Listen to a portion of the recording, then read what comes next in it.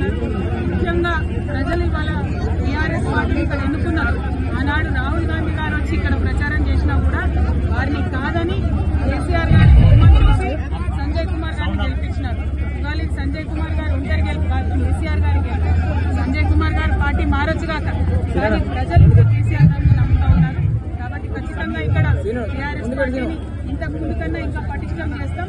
రానున్న రోజుల్లో టీఆర్ఎస్ జెండాను మళ్ళొకసారి ప్రజల ఆశీర్వాదంతో జగిత్యాల్లో ఎగరేస్తామని చెప్తాం. కేవలం అభివృద్ధి కోసమే పార్టీ మారేది తప్ప దేనికోసం కాదని చెప్పి మరి ఈ సంవత్సర కాలంలో ఒక చిన్న రోడ్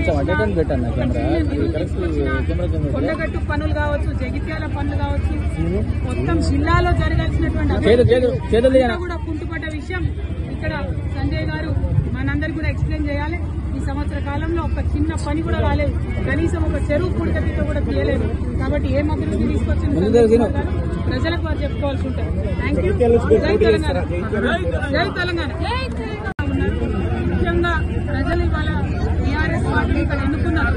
ఆనాడు రాహుల్ గాంధీ గారు వచ్చి ఇక్కడ ప్రచారం చేసినా కూడా వారిని కాదని కేసీఆర్ గారి బొమ్మను చూసి సంజయ్ కుమార్ గారిని గెలిపించినారు. ఇవాళ సంజయ్ కుమార్ గారు ఒంటరి గెలుపు కాదు, కేసీఆర్ గారి గెలుపు. సంజయ్ కుమార్ గారు పార్టీ మారొచ్చుగాక, కానీ ప్రజలు ఇంకా కేసీఆర్ గారిని నమ్ముతా ఉన్నారు. కాబట్టి ఖచ్చితంగా ఇక్కడ టీఆర్ఎస్ పార్టీని ఇంతకు ముందు కన్నా ఇంకా పటిష్టం చేస్తాం.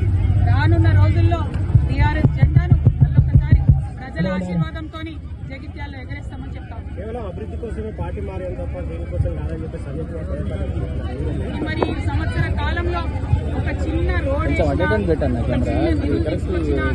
కొండగట్టు పనులు కావచ్చు, జగిత్యాల పనులు కావచ్చు, మొత్తం జిల్లాలో జరగాల్సినటువంటి కూడా కుంటుపడ్డ విషయం ఇక్కడ సంజయ్ గారు మనందరికి కూడా ఎక్స్ప్లెయిన్ చేయాలి. ఈ సంవత్సర కాలంలో ఒక చిన్న పని కూడా రాలేదు, కనీసం ఒక చెరువు పుడికతో కూడా తీయలేదు. కాబట్టి ఏం అభివృద్ధి తీసుకొచ్చింది ప్రజలకు వారు చెప్పుకోవాల్సి ఉంటారు. Thank you. జై తెలంగాణ, జై తెలంగాణ. మరిన్ని ట్రెండింగ్ వీడియోల కోసం న్యూస్ 18 తెలుగు యూట్యూబ్ ఛానల్ ను సబ్స్క్రైబ్ చేసుకోండి.